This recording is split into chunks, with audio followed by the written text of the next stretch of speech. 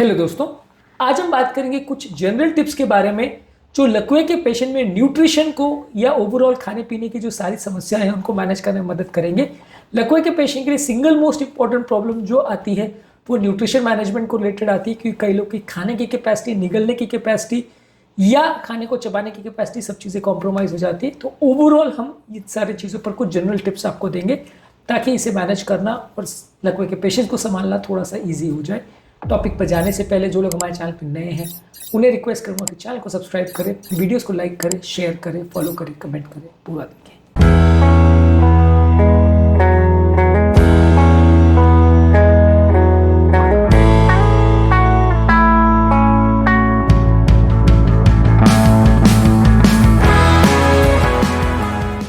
सबसे पहले आपको ये देखने की ज़रूरत है कि लकवे के पेशेंट की खाना खाने की एबिलिटी कैसी है, यानी खाना निगलने की कैपेसिटी कितनी है। हर व्यक्ति की अलग हो सकती है। किसी व्यक्ति की कैपेसिटी बिल्कुल नॉर्मल भी हो सकती है और किसी की इतनी ज़्यादा कॉम्प्रोमाइज़ हो जाए कि वो खाना निगल ही ना पाए और आपको ट्यूब डाल के उसको खिलाना पड़े। ये सारी चीज़ें अलग अलग पेशेंट में हो सकती है। तो ओवरऑल किसी ट्रेंड थेरेपिस्ट को या फिजियोथेरेपिस्ट को या स्ट्रोक थेरेपिस्ट को या न्यूरोलॉजिस्ट को ये सारी चीज़ें असेस करने की ज़रूरत है कि लकवे के पेशेंट का खाना खाने की एबिलिटी है या नहीं। उसके हिसाब से उसका खाना मॉडिफाई किया जाता है। यदि कैपेसिटी पूरी तरह से नॉर्मल है तो आप उनको नॉर्मल खाना खिलाइए, इसमें कोई दिक्कत नहीं आएगी। यदि कैपेसिटी बहुत ज़्यादा नॉर्मल है और बिल्कुल ही नहीं निकल पा रहा तो ट्यूब से खिलाना पड़ेगा। इसके बीच में भी बहुत जोन्स हैं। जितना ज़्यादा चू करने की या खाने को निगलने की कैपेसिटी होगी उसके हिसाब से आपको खाने का टेक्सचर और लिक्विड या सॉलिड फूड की कंसिस्टेंसी को चेंज करना पड़ेगा। फूड की कंसिस्टेंसी को किस तरह से मैनेज और मेंटेन किया जाता है ये ऑलरेडी हमने एक और वीडियो में डिस्कस किया है। इस तरह के पेशेंट्स को कई बार कुछ और इंपॉर्टेंट डाइटरी मॉडिफिकेशन करने पड़ते हैं। कई बार खाने को बहुत ज़्यादा पीस के मैश करके देना पड़ता है ताकि उनको चोकिंग एस्पिरेशन ना हो जाए, और कई बार पानी या कोई लिक्विड आप दे रहे हो तो उसको गाढ़ा करके देना पड़ता है, क्योंकि सिंपल पानी से भी एस्पिरेशन कई बार ज़्यादा हो जाता है। तो ये चीज़ों को मैनेज करना बहुत ज़्यादा इंपॉर्टेंट है लकवे पेशेंट में। इनफैक्ट सबसे ज़्यादा इंपॉर्टेंट चीज़ जो है वो यही है कि पेशेंट निगल पा रहा है या नहीं और उसके हिसाब से खाने को कैसे एडजस्ट करना है। लकवे का कई बार रिकवरी होने में बहुत लंबा टाइम भी लग जाता है। इस तरह के पेशेंट्स को आपको न्यूट्रिशन मैनेजमेंट करना भी मुश्किल हो जाता है, क्योंकि कई बार क्या है, पेशेंट की चबाने की, खाने की कैपेसिटी महीनों सालों तक इम्प्रूव नहीं होती। तो इसलिए अगर पेशेंट थोड़ा बहुत भी खाना खा रहा है तो न्यूट्रिएंट डेंस फूड दीजिए उनको, यानी ऐसी चीज़ें दीजिए जिसमें कैलोरीज, विटामिन, मिनरल सब कुछ अच्छी खासी हो, बहुत ज़्यादा वेस्ट फूड प्रोडक्ट नहीं हो, बहुत ज़्यादा तली गली चीज़ें या जिसमें कोई न्यूट्रिफिक वैल्यू नहीं हो, वो सारी चीज़ें उनको अवॉइड करिए। उनके बदले उनको ऐसी चीज़ें दीजिए जो उनको ज़्यादा न्यूट्रिशन दे, बॉडी की रिक्वायरमेंट्स को ज़्यादा पूरी करे। इसमें मैक्रो और माइक्रो दोनों न्यूट्रिएंट का ध्यान रखना है। मैक्रो न्यूट्रिएंट मतलब कार्बोहाइड्रेट्स, प्रोटीन्स, फैट्स, ये सारी चीज़ों का ध्यान रखना है। और माइक्रो न्यूट्रिएंट मतलब विटामिन, मिनरल्स और छोटी मोटी जो चीज़ें आती हैं, ओमेगा 3 फैटी एसिड्स और ये सारी चीज़ें, ये चीज़ों पर आपको विशेष ध्यान देने की ज़रूरत है। ये सारी चीज़ों की कोई कमी ना हो जाए, इसके लिए आपको बॉडी में अलग अलग तरह के ऐसे खाने देने पड़ेंगे, ऐसे तरह का कॉम्बिनेशन देना पड़ेगा जिससे ओवरऑल उसकी सारी रिक्वायरमेंट्स पूरी हो जाए। इसके अलावा अगर व्यक्ति को हाइपरटेंशन और कोलेस्ट्रॉल का प्रॉब्लम है तो खाने में नमक कम दीजिए, खाने में शुगर कम दीजिए। हेल्दी फैट्स जैसे एवोकाडोज, नट्स, सीड्स और ऑलिव ऑयल, ये सारी चीज़ों को ज़्यादा दीजिए जो कि हेल्दी फैट्स देते हैं। होल ग्रेन जैसे oats, barley, quinoa, brown rice, whole wheat, ये सारी चीज़ें उनको ज़्यादा दीजिए। ये सारी चीज़ें कंपेरेटिवली रिफाइंड ग्रेन्स और मैदे की बनी हुई चीज़ों के बदले ज़्यादा न्यूट्रिफिक वैल्यू देगी, ज़्यादा फाइबर देगी और उनको ओवरऑल हेल्थ बेटर रहेगा। लकवे के पेशेंट में कॉन्स्टिपेशन एक इंपॉर्टेंट समस्या रहता है, इसलिए फाइबर वाले फूड प्रोडक्ट्स जैसे फल, सब्जियां, दालें और होल ग्रेन्स उनको ज़्यादा दीजिए ताकि बाउल मूवमेंट बेटर हो। पानी को भी ज़्यादा मेंटेन करिए, क्योंकि कब्जियत की प्रॉब्लम लकवे में काफ़ी होती है और ज़्यादा पानी देने से इसकी प्रॉब्लम थोड़ी कम हो जाती है, इसलिए उनको पानी ज़्यादा मात्रा में देना चाहिए। ओवरऑल व्यक्ति का फ्लूइड बैलेंस भी मेंटेन करने की ज़रूरत है, क्योंकि लकवे के पेशेंट में कई बार हम खाना तो खिला देते हैं लेकिन पेशेंट पानी नहीं निकल पाता है, तो पानी की समस्या हो जाती है। पेशेंट खुद से बोल भी नहीं पाता है तो ये भी बड़ा समस्या हो जाती है। तो ओवरऑल आपको पानी उनको ऊपर से देने की ज़रूरत है बीच बीच में, खाने के बीच में, ताकि थूक मेंटेन रहे। इसके लिए भी फ्लूइड ज़रूरी है और इसके अलावा खाने के बीच बीच में अलग अलग टाइम पे उनको खाना के साथ पानी भी देना ज़रूरी है ताकि ओवरऑल उनका पानी का कंटेंट मेंटेन रहे। फ्रूट दे सकते हैं, जूसेस दे सकते हैं, वेजिटेबल्स का सूप वगैरह दे सकते हैं। ये सारी चीज़ों में पानी ठीक ठाक रहता है तो उसका पानी का रिक्वायरमेंट दिन भर का पूरा हो जाता है।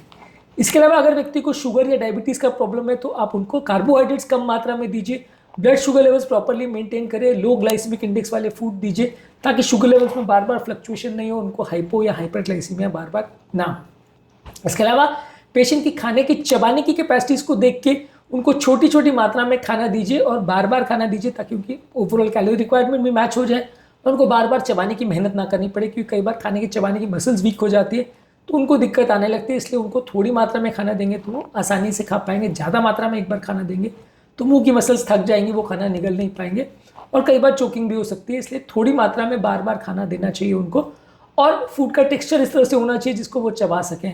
अब अगर आपने बहुत सॉलिड फूड दे दिया, उनकी गले की मसल्स वीक है तो वो चबा नहीं पाएंगे, तो इसलिए आपको उनको थोड़ा लिक्विडिफाई करके या प्यूरी बना के उनका खाने को देना पड़ेगा ताकि वो उसको प्रॉपरली चबा पाए या थोड़ा बहुत उसको मैस्टिकेट कर पाए, बहुत ज़्यादा मेहनत ना करनी पड़े। ये सब भी उस बात पर डिपेंड करता है कि व्यक्ति की चबाने की और निगलने की कैपेसिटी कैसी है। इसके अलावा पेशेंट का वेट को रेगुलरली चेक करते रहिए, न्यूट्रिशनल स्टेटस को चेक करते रहिए। यदि वेट कम हो रहा है तो वेट बढ़ाने की मेडिसिन या वेट बढ़ाने की खाने पदार्थ पे फोकस करना पड़ेगा। वेट अगर बढ़ रहा है तो उसको कम करने पर फोकस करना पड़ेगा। इसके अलावा अगर कोई स्पेसिफिक विटामिन मिनरल्स की कोई कमी हो रही है तो उसकी कमी को पूरा करने के लिए अलग से कुछ दवाइयाँ या अलग तरह से न्यूट्रिशनल सप्लीमेंट्स या खाने के पदार्थों में मॉडिफिकेशंस करने पड़ेंगे, तो इसलिए रेगुलरली उन्हें चेक करना आवश्यक। खाने के मामले में पेशेंट ओवरऑल इंडिपेंडेंट रहे, जहाँ तक पॉसिबल है इसका कोशिश करिए। इस तरह के बर्तनों का प्रयोग करिए जिससे वो प्रॉपरली खा पाए, और जहाँ पे उनको असिस्टेंस की ज़रूरत है वहाँ पे ही उनको असिस्टेंस दे। पूरी तरह से व्यक्ति को सारा खाना खुद ही खिलाना भी सही नहीं है और पूरी तरह से उसको खुद के भरोसे छोड़ देना और ज़रा भी मदद नहीं करना, दोनों सही नहीं है। जितनी व्यक्ति की कैपेसिटी हो उसके हिसाब से उसको असिस्टेंस दीजिए। जो व्यक्ति को लकवा माइनर है और थोड़ी सी प्रॉब्लम है उनको ज़्यादा हेल्प की ज़रूरत नहीं है, जो व्यक्ति को ज़्यादा हेल्प की ज़रूरत है उसको हेल्प ज़्यादा करिए। इस हिसाब से आप एडजस्ट कर सकते हो और धीरे धीरे करके जो आप हेल्प कर रहे हैं वो कम करते जाइए ताकि व्यक्ति इंडिपेंडेंट हो पाए और धीरे धीरे करके खुद से खाना या खुद से अपने फूड को मैनेज करना वो सीख जाए। तो इसके लिए आपको प्रयास करना ज़रूरी है।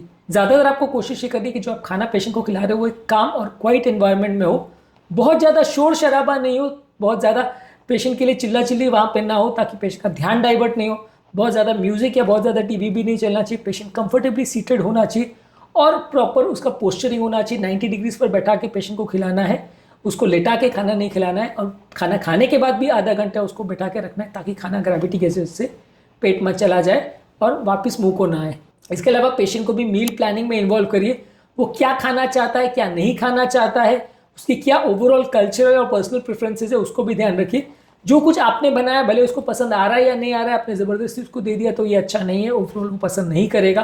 तो इसलिए पेशेंट को इन्वॉल्व करिए, क्या उसको खाने की इच्छा है, क्या चीज़ वो अच्छे से खा रहा है, क्या नहीं खा रहा है। ये सारी चीज़ों में पेशेंट को भी ध्यान रखने की ज़रूरत है और आपको भी उसको थोड़ा इंडिपेंडेंस देने की ज़रूरत है ताकि उसको बहुत ज़्यादा बर्डन जैसा नहीं लगे और बहुत ज़्यादा डिप्रेस नहीं हो जाए, उसकी मन की इच्छा भी पूरी हो। जहाँ तक पॉसिबल है कोशिश करिए ऐसी चीज़ें खिलाने की जो पेशेंट को पसंद है, क्योंकि इस तरह के पेशेंट की अक्सर भूख मर जाती है तो वो खाना खाना कम कर देते, बंद कर देते हैं, जिससे न्यूट्रिशनल प्रॉब्लम्स होती है। तो उनको अपने मन का ही खाना ज़्यादा खिलाए तो अच्छा है, पर मन का खाना खिलाने का ये मतलब नहीं है कि आप उनको तले गली समोसे कचौरी को मैश करके खिलाना चालू कर दें।